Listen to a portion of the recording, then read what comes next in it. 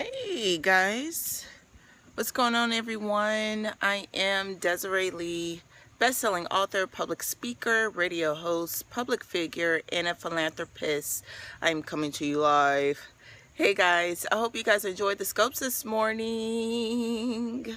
I only have a few minutes, so you guys lay your questions out. Hello, King Vision. Invite your friends too as well. They might have questions, who knows. But what I do, hey, what's going on? Shaquila. Am I saying it right?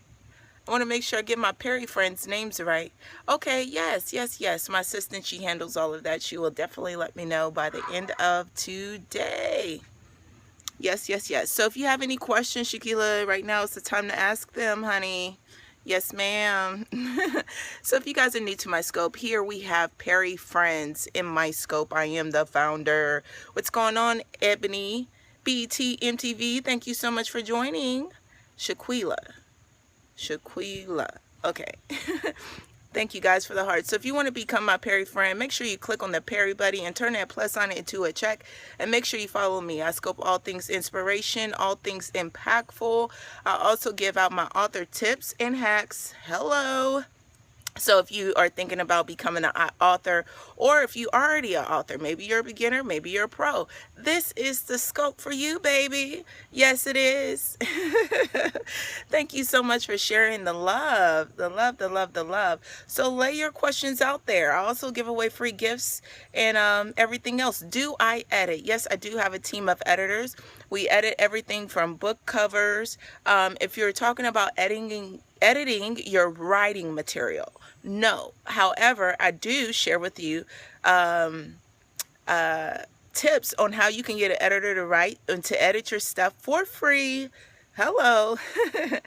I don't know everything. No one knows everything. I don't know everything, even though I'm a bestseller, you know? So there's a lot of things that I still learn and want to understand. Hold on. Mommy Judy is calling. Yes, dear. Yes?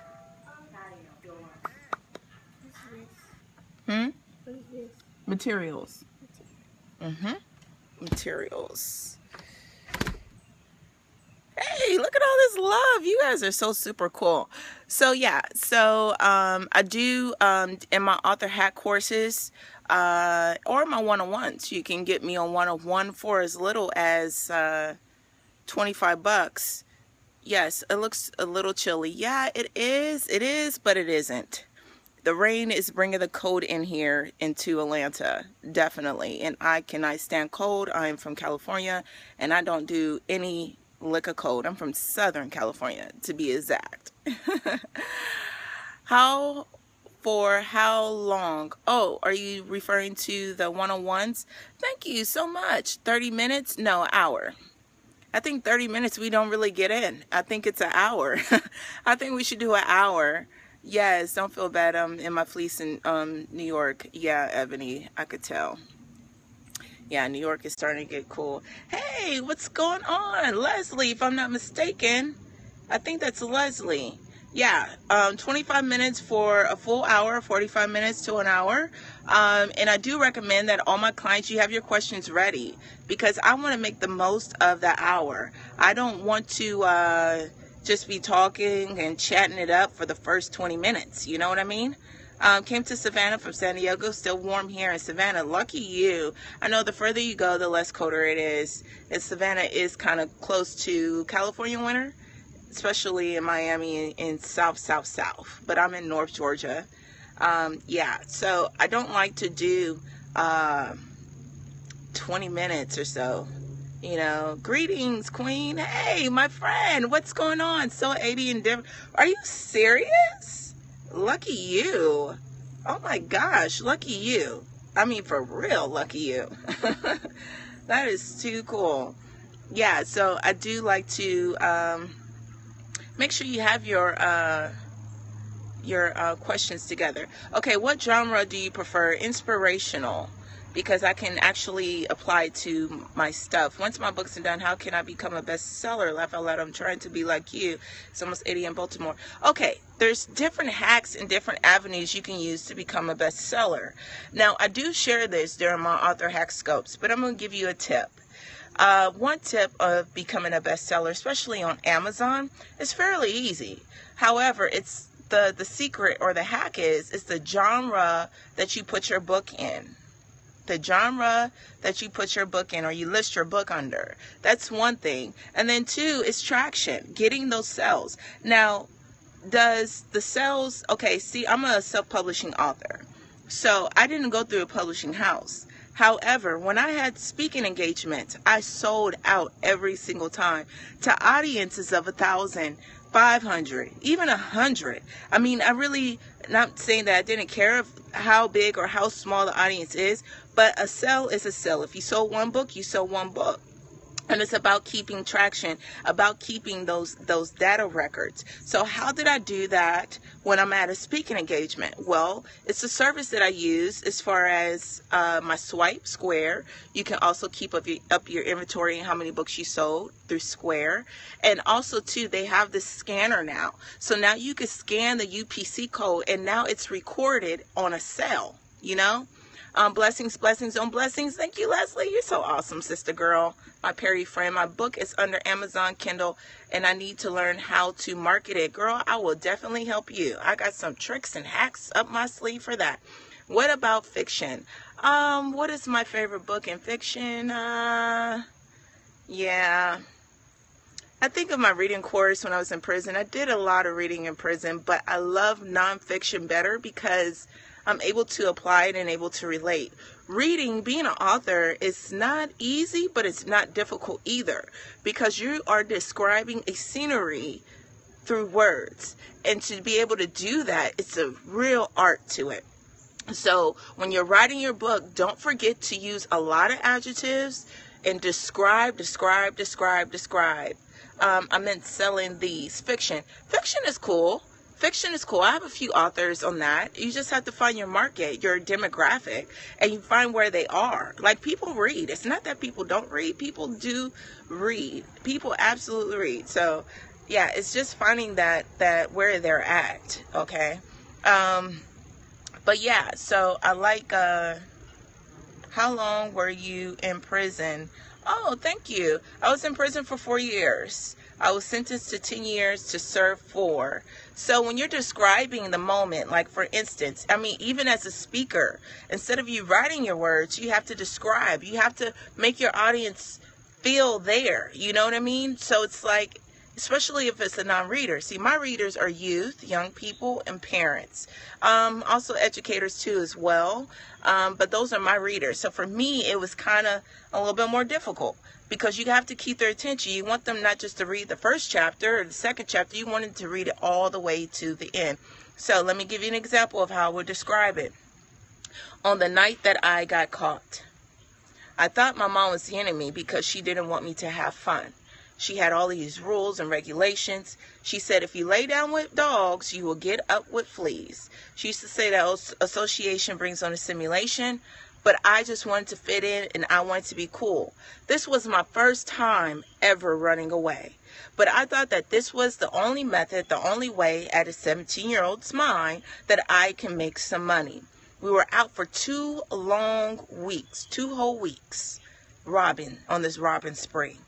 During these 2 weeks, my mother, she called. She left voicemails. Desiree, you better come home right now. Desiree, I reported the car stolen. Desiree, and then had my uncle and my aunts and everyone calling and leaving voicemails, trying to do whatever she could to get me to come home. On the night that we got caught, I was high as a kite. I was smoking weed because my friend said that was cool. We went to his pool hall with my ex-boyfriend at the time. We walked into the pool hall, and it seemed as if everybody turned and were looking at us. At first, I thought I was paranoid because maybe it was because of the weed. Maybe it was because I knew what we were doing and we were going to get caught. So we quickly left the pool hall and got in the car. But instead of going home to my mother, instead of, heeding to her warnings before my destruction came, we went across the street to the gas station. And at the gas station, all of the lights were on. So we thought it was open.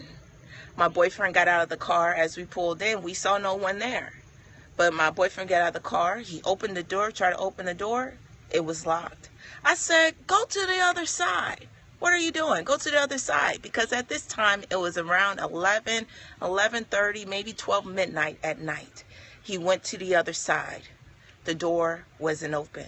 Instead, he saw a police officer in the car on the other side.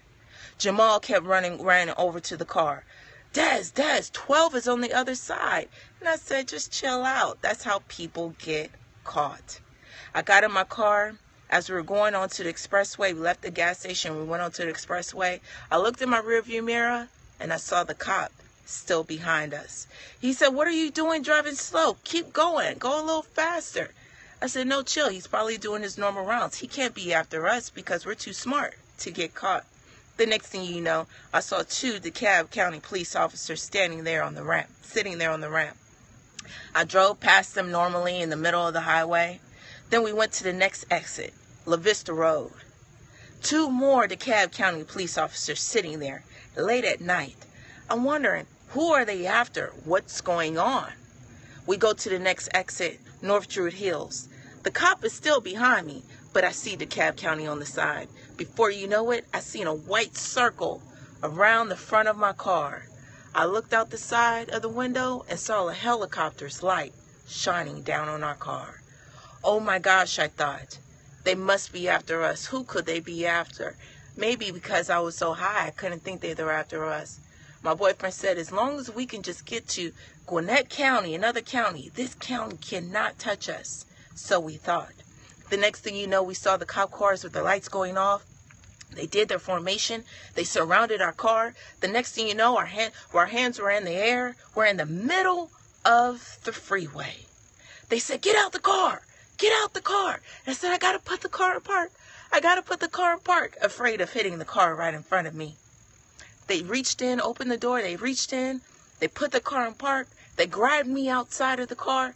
And the next day I looked across, they had him on the ground. They put me in the back of the cop car. I'm thinking I'm a down chick. Now I have street cred. A 17-year-old kid with a 3.8 GPA and 2 basketball scholarships. I've never been in trouble before. The cop turns around and he looks at me and he says, do you even know what you're getting caught for? Do you even know what you're getting arrested for? I said, yeah, I know what I'm getting arrested for because I'm mad at my mom because I know she called and reported the car stolen. How dare she reports the car stolen? No, we're trying to get to this money. He types in that tag number. He turns back around and looks at me and he says, the car is not reported stolen.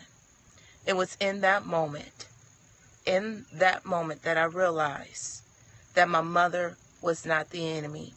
All I can do was bend my head down and cry as a flood of tears that I had no control over. Soon after that, I found myself behind the prison walls, charged with 11 counts of armed robbery and 5 counts of aggravated assault. And at 17 years old, I was facing 135 years in prison. Scene. That's how you bring your audience into when you're speaking. But as you're writing your book, you want to use describing things. Now, did you guys feel like if you guys were in the car with me? Could you visualize what happened or how it happened? And then all of these emotions start running in because you're thinking like, what if I found myself in that situation? What would I have done? What if my mom, I remember sometimes you guys might have been saying, hey, I remember when I skipped school, my mom was trying to call and find me. I remember it might not have been no armed robbery or anything, but it might have been, and you're bringing the audience there. And it's the same thing when you read the book, because you want them to pose those questions. And for teenagers, as I'm describing this to them, I need them to see it because our teenagers are visual. So I need them to feel how I was feeling at 17. I go back to that moment. I go back to how I felt. I feel that feeling all over again when I was sitting in that back car. How could I did this? My life is messed up. My life is over. And I feel those feelings. So as you're writing about your life, about your experience. Share your feelings. Write with feelings, because if you write with the feeling, it will be easier for you to write with adjectives and describe that moment, because then you want to bring your point home. The point is, after I say this is what I've been like, they're like, what? Not you. You're pretty. You couldn't have went to prison. No, not you. And I say, it's a good thing we don't look like what we went through, but how I wish I would have listened to my mother. Remember in the beginning, I told you points. The points were, my mother called me. My mother told me these things. My mother told me not to do this. My youth leader told me not to do this. They told me what friends I need to be around, and et cetera, et cetera. And then you bring the point home. Well, why did they tell you this? Why didn't you listen? This is why I didn't listen, because I wanted to be like my friends. Well, what happened after? Well, I was arrested. I got locked up. And this is what I got locked up for. Now, how do you feel about going through that, Desiree? Because it's a lesson to these kids I'm talking to, right? How do you feel about that? I wish I would have listened to my mother.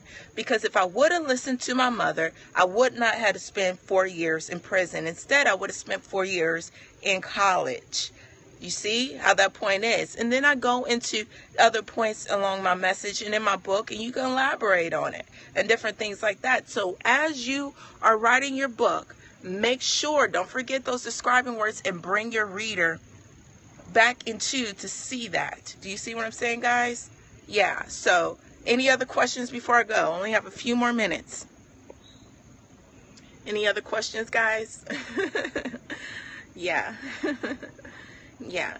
And so when you say it, I mean, it's the same story, but sometimes depending on the audience, I'll change it. If I'm talking to college students, it'll be different. If I'm talking to adults, it'll be different. Yesterday, I did a live taping, and I was talking to older women, but it was from a different perspective. And then it goes into communication. Why didn't I go home? Well, because, I was more afraid of my mom than the police. But you would not have to have such an awesome story to change lives. You're absolutely right about that. I think it's Megan, right? Am I getting it right, Perry friend? I think her name is Melissa or Megan, if I'm not mistaken. My Perry friend. I try to do a really good job remembering. Rochelle, yes, Rochelle. Divine, okay, I'm just going to remember your numbers. Rochelle, yes, we connected on Facebook. Yes, Rochelle. Yes. So, I just want you guys to know. Hold on. Mommy duties. 1 second. Yes, my friend. You sure? Okay, well, let me get off. Okay, guys, so I'm going to leave. I'm going to come back. My daughter, she's asking for my attention. It's homework time, and she needs my help. Duty calls. But I will be back a little later this evening. Maybe I'll give out free gift surprises today, or talk more about, your author questions and different things that you might want. But I love you guys. Yay!